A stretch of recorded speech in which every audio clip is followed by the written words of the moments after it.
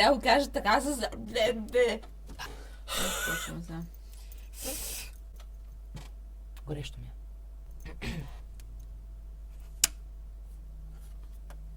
Спипам косата ми, Лена, спри. Така. We're sorry, the number you have dialed is not in service at this time.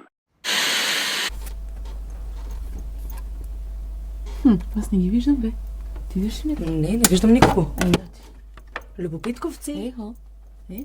Ехо. Хело! Ние се завърнахме с пълна сила. Yes! Аз съм Мина, а това е Мел. Добре дошли отново при Curious Else! Каналът, в който разнищваме различни истории за музикални изпълнители, техният живот и смисълът за тяхното творчество. Днес ще говорим за една, може да я наречем дори легенда според мен. Да, със сигурност. Тъй като нейната история е много богата, има толкова неща, които са се случили зад гърба й и те първо ще се случват със сигурност. Знаете ли кой? Знаеш ли кой? Нека да го кажем заедно. Лейди Гага! Тъй като информацията за Лейди Гага е толкова голяма, понеже тя не е спирала и не спира все още да работи над себе си и над своето изкуство, понякога ще се налага да прочитаме някои неща, просто за да бъдем коректни към информацията, която имаме за нея. Точно така, да не правим грешки. Да не обидим жената случайно, ако ни гледаш, ще каже, тия тук излъгаха.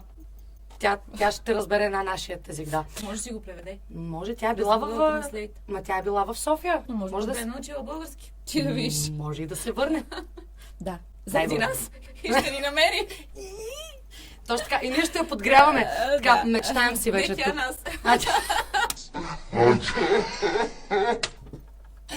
Вече започваме доста да си мечтаем, но да се върнем обратно към реалността. Нашето завръщане не е напразно. Разбира се, ще говорим за Лейди Гага, така че, колеги, интро. Ето го, чули го? Давай! Стефани Джоан Анджелина Джерманота, или известна с сценичното си име Лейди Гага, е родена на 28 март 1986 година в Ню Йорк. Тя притежава италиански, американски и френско-канадски корени, расте в католическо семейство и на 3 години започва да се учи да свири на пиано. И разбира се, като в едно от първите си интервюта тя споделя, че майка я подтикнала към това да свири на пиано. Не е било по неин личен избор, но майка й го е направила, защото все пак това възпитава дисциплина. Абсолютно. Много често при артистите в началото те стартират точно с пиано, защото това много обогатява слуха. И те учи на много неща, на основите в музиката. Дори е казвала, че за нея не е от значение дали се упражнява по ноти или свири каквото си реши. Стига всеки ден да прекарва по 1 час поне на пианото. За да проследим наистина историята на Лейди Гага, когато говорим за нейното минало, ще използваме родното име Стефани. Стефани споделя, че в началото, като всяко дете, не е имала огромно желание и дори бихме казали, че така доста се е съпротивлявала в началото, когато е трябвало да стои по 1 час пред пияното. Тя по-скоро или е скръствала ръце, или дори е понякога от яд е блъскала по клавишите, но в последствие някакси музиката я привлякла и тя започнала всъщност да свири повече по слух, не толкова по ноти. Може би ограниченията тук при нея не са били това, което я кара да седне и да свири, толкова колкото когато е слушала класическа музика, тя започва да хваща по слух и да започва да пресвирва от тук. В последствие на 5 години тя се научава да свири на пиано и дори започва да намира приликата в акорди между поп-песни и такива в класическата музика. Когато семейството й реално вече вижда заложбите и те и преди това са знаели, че ги притежава, но вече като ги виждат така, като виждат, че и тя самата е много отдадена за това нещо, те я записват в лагер, който развива деца в посока изкуство. Както е посещавала театрални, филмови школи, около 10 години. Между 11 и 13 години Стефани участва в мюзикали Guys and Dolls и A Funny Thing Happened on the Way to the Forum, където и в двата мюзикъла тя всъщност играе главни роли. На 14 години Стефани се включва в Open Mic представления, като разбира се майка е неин придружител, тъй като тя все още е непълнолетна. Хора, които се вдъхновявали. Кои са били те? Мадона и Дейвид Боуи. Но с Мадона след време Гага,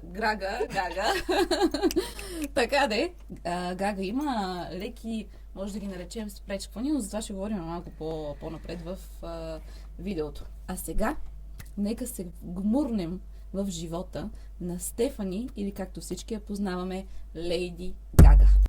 На 17 години или през 2003 година Стефани е една от 20-те приети в проекта КАП-21. КАП-21 е проект, свързан с Американската консерватория за музикално и сценично изкуство ТИШ към Ню-Йоркския университет.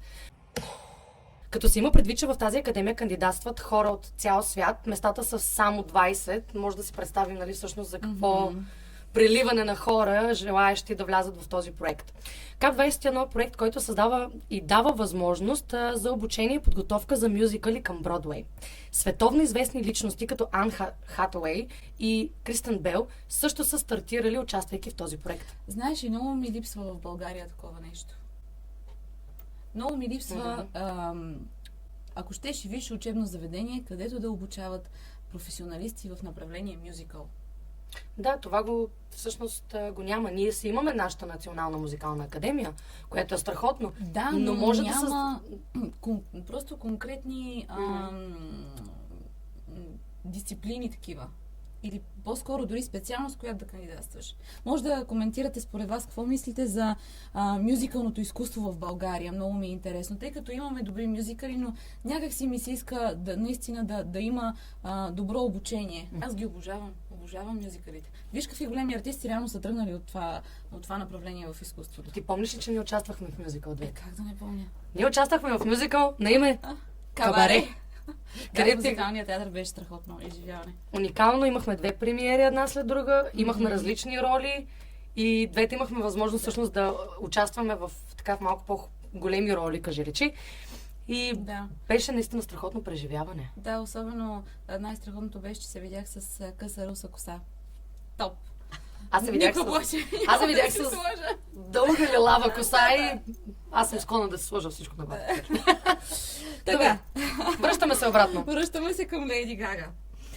През 2005 година, Гага вече на 19 години, се отписва от университета само след 3 семестъра, като желанието е било да превърне музиката си в кариера и да се превърне в стар, в звезда.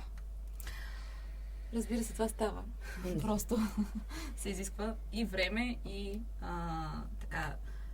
силна воля и характер. Понякога и жертви. Да. След като прекъсва обучението си, бащата на Стефани се споразумява с нея да й помогне с плащането на найма за няколко месеца, докато си стъпи на краката, но след това Стефани трябва да се оправя сама. Стефани се мести от университетските общежития в квартира в друг квартал. Започва да прави представления в различни клубове с нейната група под името SGB или Стефани Германота Банд. Банда, която се е събрала с колеги и приятели още от университета. Каквото сме правили и ние всъщност. Да. Също така и е танцувала в различни клубове, като Go-Go Dancer. И за този си период тя споделя, че го е правила с желание. Обичала е да танцува по принцип и затова не я и притеснявала, ако трябва да танцува по бело или с някакъв тип арт костюм. Това са били и бързи пари тогава. Всичко, което е правила, е било с цел постигане на своята мисия, мечта. Нейната мисия е била да подпише с лейбъл преди баща й да спре да й помага с финанси. И разбира се, за да може тя сама да си се самофинансира. Да си самофинансира живота. Което като крайна дата било през март, 16 март, малко преди 20-ти рожден ден. Всъщност до 20 години явно тя е била в повечето от времето на разноските на своите родители. Седмица преди крайната дата за приключване на срока на бащините финанси в живота на Стефани, нейният живот се променя окончателно. Групата й имала представление в груп The Cutting Room в Манхатън, Нью-Йорк, когато в публиката присъства агент за таланти Уенди Старланд, която е работила по същото време с продуцента Роб Васари върху музикални проекти. Роб е известен с това, че е продуцирал хитове на Destiny's Child и на Уил Смит, за Бога. В смисъл, high level, както се казва. Голям човек е бил, да. Има история между Роб и Стефани, по-дълбока от професионалната работа, но така специфична според нас, това, което мислим, но за нея ще говорим малко по-късно. Първоначално Роб е търсил певица, за да сформира банда. И тази певица се оказва Стефани Германота. Само, че с голямата промяна, че този път е нямало банда и Стефани е работила като самостоятелен артист. Всеки път, в който Стефани е влизала в студиото, Роб е пускал песента на Queen Radio Gaga. И така се е зародил и псевдонимът Лейди Гага. През 2006 година тя получава покана от лейбъла Island Def Jam Recording Music Group, където The CEO, или главният агент, Антония Л.А. Рид, нарича Гага звезда. Не дълго след това Гага подписва с този лейбъл, но за жалост, няколко месеца по-късно лейбъла се отказва от нея. Как може да се откажеш от Лейди Гага, за Бога? Тогава явно не са вярвали в нея. Да, това е един от тежките периоди в живота на Гага. Това е нормално. При всеки артист, ако претърпиш такъв, според нея тогава явно е било провал. И на мен да ми се случи, аз по този начин ще го приема. Та много, много така зле се е чувствала, мислила си е, че никога няма да стане звезда. Гага споделя в интервю, че след отказа на лейбъла се е прибрала в апартамента си, е била много депресирана, но усетила, че това е момента, в който тя трябва да се отдаде на изкуството и на музиката. И тук като се замислиш, това е момента, в който имаш два избора. Избора да се откажеш и просто да продължиш към нещо друго, или избора да не се откажеш и вярвайки в себе си и в това, което можеш да постигнеш и това, което имаш като дарба, просто да вложиш всичко в него. И именно Гага точно това е направила тогава. Сега, първоначалната персона на Гага е доста шокираща. И предполагам хората, които помнят Гага като изгряваща звезда, ние също я помним, по телевизията и по така медиите, които говориха за нея, видеята, които гледахме, всички бяхме доста шокирани от визията й, но точно това и била целта на Гага. Тя е искала да създаде този шок и това объркване в хората, за това те да си зададат въпроса, коя е тази жена и защо изглежда така. Именно това създава интерес към нея. Затова и тя създава тази провокация у хората да я гледат и всъщност да слушат музиката и да я коментират. Всъщност това е била платформата на нейното изкуство. Арт, поп. Няма как да забравим статиите, които се въртяха в различните списания по цял свят за облеклото и за едно конкретно облекло. Всички знаем за кое говорим, нали? Да. Да и тяла как си се урокля с пържоли човек. Моля! Аз никога не бих си представила, че мога да сложа такова нещо върху себе си. Между другото... Много ми е интересно от какво месо са били. Свинско, телешко, агнешко, може да има някакъв микс, не знам. Микс. Дали има всеки му по вкуса? Да. В интерес на истината месото е било истинско и е било сурово и това между другото много запалва ПИТА, което е организацията им в защита на животните. Те застават много срещу нея. Да. Същевременно тя не го... Това не е било целта и целта е било изцяло арт-поп. Да, а и тогава не е било не беше чак толкова засилено това пазене като цяло, това ходене в крайностите. Не знаем вече в какъв свят живеем и как всичко е много така специфично, за какво трябва да говориш, за какво не трябва да говориш, какво трябва да пазиш, какво не трябва да пазиш. Всеки се засяга от всичко. Абсолютно, от най-малкото. Да. Тогава все още не го е имало това до такава степен, затова тя и си го е позволила. Ако беше в момента, съм сигурна, че това нямаше да го направи тя.